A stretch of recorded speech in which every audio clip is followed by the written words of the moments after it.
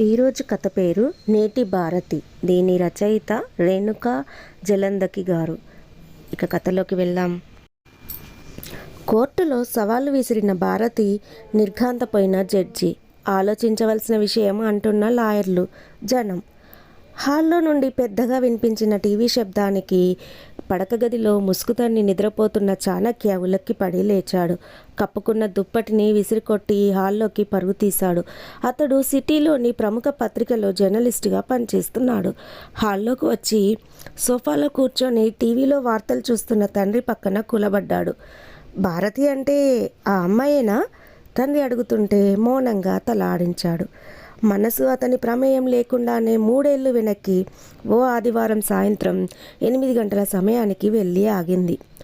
ఓ ఆదివారం సాయంత్రం చాణక్య అలవాటున సముద్ర తీరాన తిరుగుతూ అలలను చూస్తూ ఆలోచనలో పడ్డాడు. రేపు పత్రికకి మంచి వ్యాసం అందించాలి. తను కొత్తగా జర్నలిస్టుగా ఇంత చిన్న పత్రికలో చేరటం తప్పేమో అని కూడా అనిపిస్తోంది. కానీ ఓ ఛాలెంజింగ్గా కూడా తోస్తుంది. ఈ చిన్న పత్రికలో పేరు తెచ్చుకుంటే సులభంగా పెద్ద పత్రికలో జాబ్ సంపాదించవచ్చు. ఆలోచనలలో పడి చీకటి పడిందే గుర్తించలేదు. ఇంటికి వెళ్ళడానికి ముందుకు కదిలి బైక్ దగ్గరకు వస్తుండగా వినిపించింది సన్నటి మూలుగుతో కూడిన ఏడుపు. ఎవరో స్త్రీ బాధతో హృదయ విదారకంగా ఏడుస్తోంది. ఆ స్వరంలో నిస్సహాయత. గాబరాగా అటువైపు పరుగు తీశాడు. అమావాస్య దగ్గర పడుతుందన్నందువల్లనేమో అంతా చీకటి. ఫోన్ టార్చ్ వేశాడు. బీచ్న ఆనుకొని ఉన్న సరుగుడు చెట్లు, గుండెను పిండి వేస్తున్నట్లున్న ఆ సన్నని ఏడుపు ఆ ప్రదేశం నుండి వస్తున్నట్లుగా నిశ్చయం చేసుకున్న అతను చుట్టూ చూశాడు. ఎవరూ కనిపించలేదు. ధైర్యం తెచ్చుకొని అటువైపు అడుగులు వేస్తున్న అతని కాలికి మెత్తగా తగలడంతో ఫోన్ టార్చ్ వెలుతురులో కిందికి చూసి ఉలిక్కిపడ్డాడు. అర్ధనగ్నంగా కింద పడిపోయిన ఏడుస్తున్న ఓ అమ్మాయి. ఆమె నోటిలో కుక్కిన బట్ట పక్కకు తొలగి ఆమె మూలుగు గొంతులో నుండి బయటకు వస్తోంది. అంత చీకట్లో కూడా ఆమె పచ్చని దేహం, రక్తపు గాయాలు, రక్తంతో తడిసిన ఇసుక జరిగిన ఘోరానికి సాక్షులమని మూగగా రోదిస్తూ ఉన్నాయి. ఏం జరిగిందో అర్థమైన మరుక్షణం అతను ఒక్క క్షణం కూడా ఆలస్యం చేయలేదు. తనతో పాటు పత్రికలో పనిచేసే రామకృష్ణకి ఫోన్ చేశాడు. పోలీసుల కంటే ముందు ఆమెను డాక్టర్ దగ్గరికే తీసుకొని వెళ్ళడం ముఖ్యమని అనుకున్నారు ఇద్దరు. అంబులెన్స్లో ఎక్కిస్తున్నప్పుడు ప్రాణాలు అరిచేతిలో పెట్టుకొని ఉన్నట్లుగా చూసిన ఆమె చూపు చాణక్యను కదిలించి వేసింది. భయపడకండి, మీకేమీ కాదు, మీకు తప్పకుండా న్యాయం జరుగుతుంది. వాళ్లను వదిలిపెట్టకూడదు, శిక్ష అనుభవించి తీరాలి, వణుకుతున్న స్వరంతోనే ధైర్యం చెప్పాడు. డాక్టర్కి తన విజిటింగ్ కార్డ్ చూపించి పోలీసులు అరగంటలో వస్తారని చెప్పి హాస్పిటల్లో చేర్చి ఆమెకు స్పృహ వచ్చేలోపు ఆమె హ్యాండ్ బ్యాగ్లో డీటెయిల్స్ చూసి రేపటి పత్రిక కోసం న్యూస్ సిద్ధం చేశాడు. మిగిలిన వివరాలు ఆమెను అడిగి రాయాలని ఎదురు చూడసాగాడు. ఆమెకు స్పృహ రాగానే వివరాలు కనుక్కోవాలని దగ్గరికి వెళ్ళిన అతను భయంతో బెడ్ మీద వణికిపోతున్న ఆమెను చూసి చలించిపోతూ దూరంగా ఉండిపోయాడు. పోలీసులకు తనకు వివరాలు తెలిసినవి చెప్పి వాళ్ళు పిలిచినప్పుడు వస్తానని చెప్పి వచ్చేశాడు. అప్పుడే తెలిసింది ఆమె పేరు భారతి అని. ఆ తర్వాత రోజు ఉదయాన్నే హాస్పిటల్కి వెళ్ళిన అతను ఆమెకు తాము ఉన్నామంటూ వచ్చిన జనసందోహాన్ని చూసి నిశ్చింతంగా వెనక్కి తిరిగి వచ్చేశాడు. ఆ తర్వాత అతను ఎప్పుడూ ఆమెను చూడలేదు. కానీ పేపర్ ద్వారా కేసు వివరాలు తెలుస్తూనే ఉన్నాయి. నిందితులు ఆమె పనిచేసే ఆఫీస్ దగ్గరలో ఉండే క్యాంటీన్లో పనివాళ్ళు అని, ప్రతిరోజు ఆమె దినచర్య గమనించి ఆదివారం అలవాటుగా బీచ్గా వస్తుందని తెలుసుకొని ఆమెను అనుసరించారని, ఆదమర్చి ఉన్న సమయంలో నోటిలో గుడ్డలు కుక్కి లాక్కెళ్ళి దారుణానికి ఒడికట్టారని తెలిసింది. ఈ సంఘటనతో చాణక్య పేరు సిటీ అంతా మారుమోగింది. ఓ ఏడాది తర్వాత ఓ ప్రముఖ పత్రికకు ఇంటర్వ్యూకి వెళ్ళడం, అక్కడ చేరటం, అక్కడ తన పని కూడా వేరుగా ఉండడంతో భారతి గురించి మర్చిపోయాడు. కోర్టు నుండి సమన్లు వచ్చినప్పుడు వెళ్ళి సాక్ష్యం చెప్పాడు, అంతే. ఇన్నాళ్లకు భారతి గురించి టీవీలో ఇప్పుడే వినడం. ఇంతకీ ఆ భారతి ఈ భారతి ఒకరేనా? కోర్టులో ఏమైంది? ఇవాళే జడ్జిమెంట్ వస్తుందని పత్రికా కార్యాలయంలో చెప్పుకుంటుంటే విన్నాడు. దోషులకు శిక్ష పడుతుందని కూడా అనుకున్నారు. శిక్ష పడలేదా? వెంటనే తయారై కోర్టుకు బయలుదేరాడు. కోర్టులో జడ్జి గారు భారతికి అనుకూలంగా తీర్పు ఇస్తూ నిందితులకు యావజ్జీవ కారాగార శిక్ష విధిస్తూ తీర్పు ఇవ్వగానే భారతి 2 చేతులు జోడించింది. ఆమె ముఖంలో ఎలాంటి భావాలు కనిపించలేదు. ఆమె పక్కనే ఉన్న తల్లిదండ్రుల ముఖంలో కూడా ఎలాంటి మార్పు లేదు. గౌరవనీయులైన జడ్జి గారికి నమస్కారం. ఈ 3 ఏళ్లుగా మీరు అడిగిన ప్రశ్నలకు మాత్రమే నేను సమాధానం చెప్తూ వచ్చాను. ఈరోజు నన్ను మీ బిడ్డలా భావించి ఒక్క అరగంట నా మనసులో మాటలు చెప్పుకునే అవకాశం ఇస్తారా? జోడించిన చేతులతో అడిగింది. చెప్పండి. జడ్జి గారు కరిగిన హృదయం అతని కళ్ళల్లో కనిపించింది. నేను ఈ సంఘటన జరగకముందు ఎప్పుడూ ఏ కోర్టులకు వెళ్ళలేదు. అందువల్ల కొన్ని విషయాలు నాకు తెలియవు. ఆ రోజు నాకు అన్యాయం జరిగిందని ఫిర్యాదు చేసినప్పుడు పోలీసులు నా దగ్గర రుజువులు అన్నీ తీసుకున్నారు. అక్కడ జరిగిందంతా తెలుసుకున్నారు. నేను అంతటితో కోర్టు నిందితులను మాత్రమే కోర్టుకు పిలిచి విచారిస్తుందని, శిక్ష విధిస్తుందని అనుకున్నాను. కానీ నన్ను కూడా మీరు కోర్టుకు పిలిచారు. పదే పదే జరిగిన సంఘటన గురించి అడిగారు. ఇలా ఎందుకు చేశారో తెలుసుకోవాలని ఉంది. ఇన్నాళ్ళు ఎందుకు అడగలేదంటారేమో. అలా అడగటం వల్ల నాకు న్యాయం జరగదేమో అని ఆగాను. కానీ రేపటి నాలాంటి అభాగినుల కోసం అడగాలని ఉంది. చెప్పకపోతే మళ్ళీ అడగకపోతే నిజ నిజాలు కోర్టుకి ఎలా తెలుస్తాయి? పబ్లిక్ ప్రాసిక్యూటర్ అందుకున్నాడు. ఒకవేళ ఆ అత్యాచార ఘటనలో నేను చనిపోయి ఉంటే అప్పుడు ఎవరిని అడిగేవారు? ఆమె స్వరం ఓ మాస్టర్ని స్టూడెంట్ అడుగుతున్నట్లుగా వినయంగా ఉంది. అప్పుడు అక్కడి ఆధారాలు సేకరించిన పోలీసులన్నీ మిగతా సిబ్బందిని విచారణకు పిలుస్తాం. నా విషయంలో కూడా ఆ ఆధారాలు ఉంటాయి కదా. నేరం జరిగినట్లు ఫిర్యాదు చేసిన బాధితురాలు తన సాక్ష్యం వినిపించాలి. అది చట్టం. బాధితురాలు లేకుండా విచారణ ఎందుకు చేయకూడదు? ఆమె స్వరంలో తెలుసుకోవాలన్న తప్ప వాదనకు దిగినట్లు మాత్రం లేదు. అదేలా? అవతలి వారు తాము ఆ నేరం చేయలేదంటే? బాధితురాలు మరణించినప్పుడు కూడా నిందితులు అదే మాట అంటున్నారు. అప్పుడు ఏ ఆధారాలతో వారిని నేరస్తులని రుజువు చేయగలుగుతున్నారు?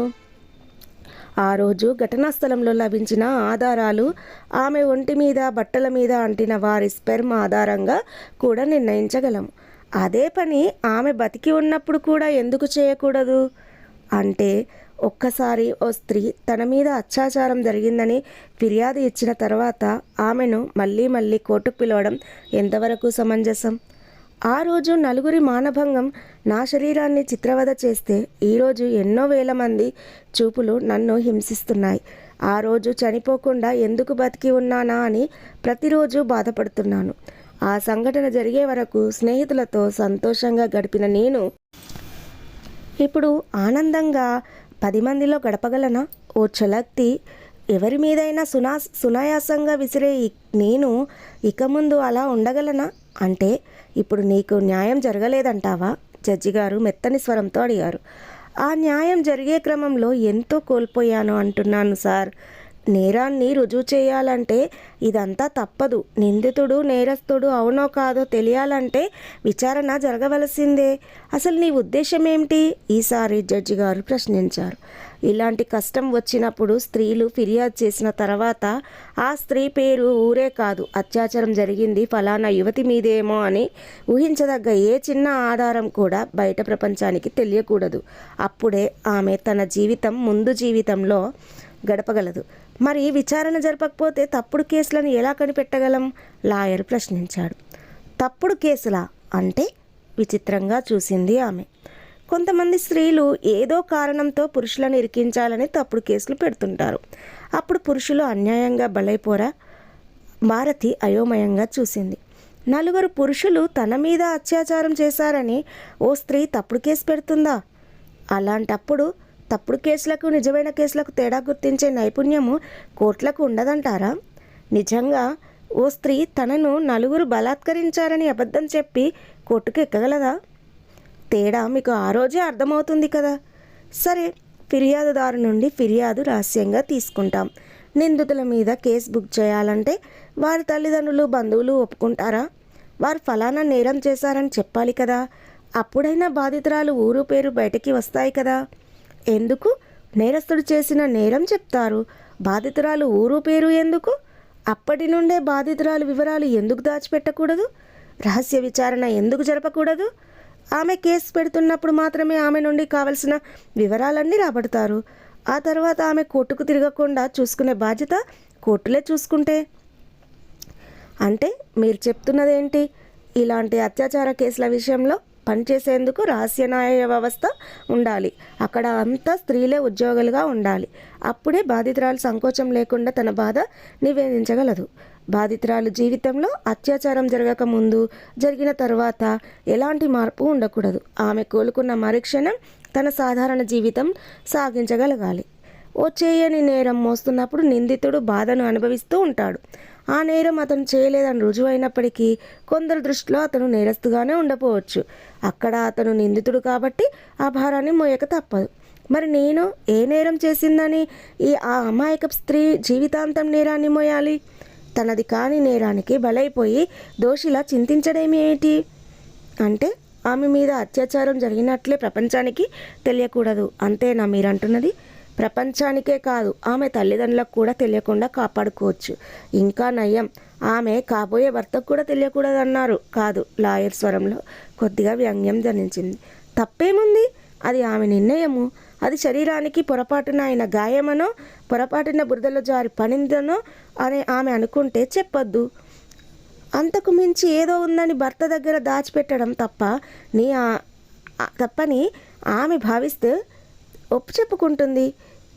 అది పూర్తిగా ఆమె అంతరంగిక విషయం. ఇదంతా జరిగే పనేనా? ఎందుకు జరగదు? ఇంతకుముందు ఇన్ని వ్యవస్థలు ఉన్నాయా? తర్వాత పుట్టుకు రాలేదు. ప్రభుత్వం తలుచుకుంటే ఏదైనా చేయగలదు. ఓ అత్యాచారం జరగగానే ఆమె నుండి ఫిర్యాదు అందుకున్న మరుక్షణం ఆమెకు వైద్య సహాయం అందించడం దగ్గర నుంచి కేసు పెట్టడం వరకు అంతా రహస్యంగానే జరగాలి.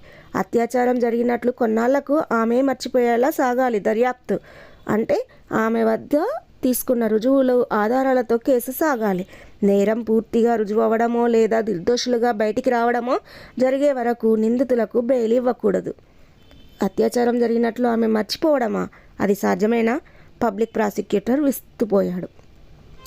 పదే పదే గుర్తు చేసేవారు లేకపోతే మర్చిపోవచ్చేమో, కానీ అది సాధ్యం కాదని మీరే చెప్తున్నారు.